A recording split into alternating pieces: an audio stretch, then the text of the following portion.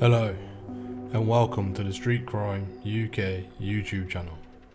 Please don't forget to like, comment, share and subscribe. Today we're going to look at a new crime plan that has been proposed. One that is said to protect victims and make the streets of the UK safer. The Beating Crime Plan will level up the country by ensuring everyone has the security and confidence that comes from having a safe street and a safe home. This plan has been put together by the Home Office, the Ministry of Justice, the Right Honourable Boris Johnson MP, the Right Honourable Robert Buckland QC MP, and the Right Honourable Priti Patel MP.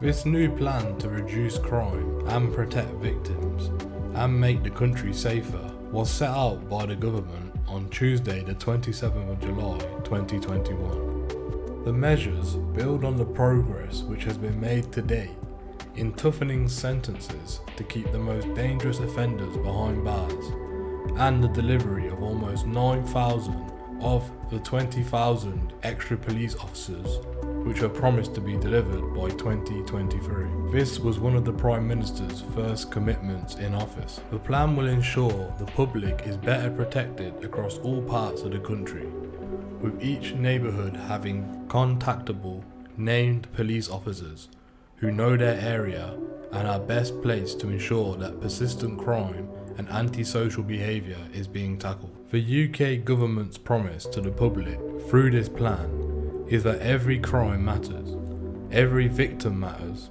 and every neighbourhood matters.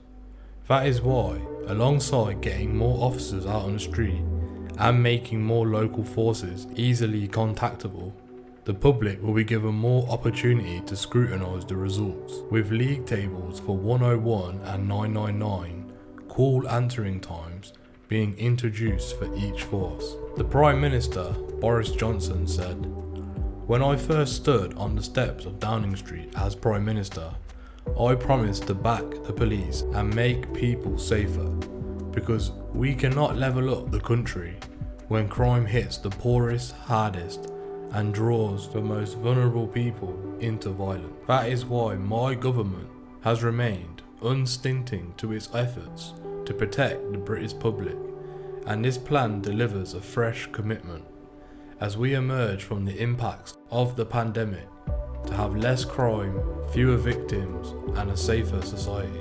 The Beating Crime Plan spans work across the police, courts, prison, and probation service to drive down and prevent crime, improve confidence in the criminal justice system, rehabilitate offenders to ensure they do not go on to commit crimes again, and create the safer streets and homes the public want for themselves and their neighbours. A particular focus is given to the early intervention, prevention, and practical measures to deliver real results across communities, and to tackle serious violence and neighbourhood crimes. These measures include expanding the use of electronic monitoring so burglars and thieves will have their whereabouts monitored 24 hours a day upon release from prison. Permanently relaxing conditions on the use of Section 60 stop and search powers to empower police to take more knives off the street. Trialling the use of alcohol tags, which detect alcohol in the sweat of offenders guilty of drink-fueled crimes. Also, this could be used on prison leavers in Wales. This is to address the fact that alcohol is a significant driver in crime, playing a part in 39% of all violent crime. Making unpaid work more visible and getting offenders to clean up streets, alleyways, estates, and open spaces, and ensuring justice is seen to be done. Investing over £45 million in specialist support in both mainstream schools and alternative provisions, including mental health professionals, family workers, and speech and language therapists in serious violent hotspots to support young people at risk of involvement in violence and to re-engage in education. A new £17 million package for violence reduction units to provide high and specialist support from trained youth workers, including at crisis points, such as when a young person is being admitted to A&E with a knife injury, or upon arrest, with an aim to divert them away from violence. Rolling out 2 further rounds of the Safer Streets Fund to increase the safety of public spaces through steps including targeted patrols, increasing lighting and CCTV, and work with councils to design out crime. Enhancing the role for police and crime commissioners, PCCs, by launching the second part of the PCC review to equip them with the tools they need to drive down crime and antisocial behaviour in their local areas. The UK Home Secretary Priti Patel said, "I am absolutely determined to cut crime and deliver a safer society for the public, and the Beating Crime Plan shows how the government is going to do just that. We're putting 20,000 new police officers on the street, equipping them with new powers to catch criminals and to take away knives, and shutting down drug gangs who exploit children and the vulnerable to make money. This plan sets out a clear path for the better future for the British public, with 1 less crime, fewer victims, and a safer society for all." The Beating Crime Plan recognises the need to address the underlying causes of crime, with new tactics and investment to deal with alcohol and the impact of illegal drugs, which are major drivers of burglaries and violent crime. Last year, almost half of all homicides were drug related. To address this, alongside the plan, the government will also respond to parts 1 and 2 of Dame Carol Black's review. This will specifically set out steps to expand Project Adder, an innovative new approach which combines tough law enforcement with increased provisions of treatment and recovery services, to 8 more local authorities, backed by an additional £31 million. This will allow the police to target local gang leaders driving the drugs trade, whilst better helping people to recover from addictions in the most hardest hit areas. This will also increase the police's use of drug testing on arrest to crack down on recreational drug use, and ensures those who break the law will face the consequences.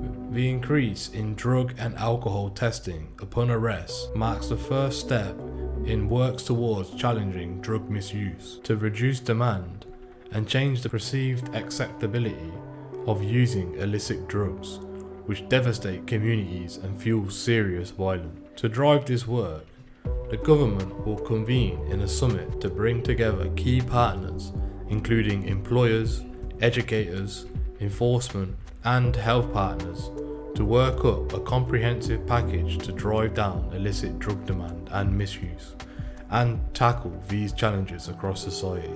Lord Chancellor Robert Buckland said, "We've backed the probation service with an extra £310 million to boost recruitment to record levels and expand the use of electronic tags to keep an even closer eye on offenders. We're also toughening sentences for the most dangerous, building 18,000 more prison places and putting victims at the heart of all of our reforms so that they and the wider public are better protected." Here are some of the statistics from the plan. Almost 9,000 extra police officers have been recruited since September 2019, with an additional £450 million provided this year to continue recruitment. This year's police funding settlement totalled up to £15.8 billion, an increase of upwards to £600 million compared to last year's settlement. We also provided forces with almost £200 million last year to meet unforeseen COVID-19 costs outside the funding settlement. An extra £310 million was invested in the probation service and has helped recruit 1,000 probation officers in the last year alone. And we are spending £4 billion to deliver 18,000 new prison places. We are investing £450 million to deliver speedier justice and help courts reduce delay for victims. This has included setting up temporary Nightingale courts across the country as we recover from the pandemic, as well as rolling out further technology and hiring 1,600 extra staff to help increase capacity. We are rolling out Project Adder to 8 new local authorities. We provided £28 million in January to launch pilots for the programme in 5 areas with some of the highest rates of drug misuse: Blackpool, Hastings, Middlesbrough, Norwich and Swansea Bay. Now, with a further £31 million investment over the next 2 years, Adder sites will be set up in 2 of London's boroughs, Hackney and Tower Hamlets. 3 local authorities in Liverpool City region, Liverpool City, Knowsley and Wirral. Also included is Bristol, Newcastle and Wakefield. This announcement was part of a £148 million package to take the system-wide approach to the problem of illegal drugs.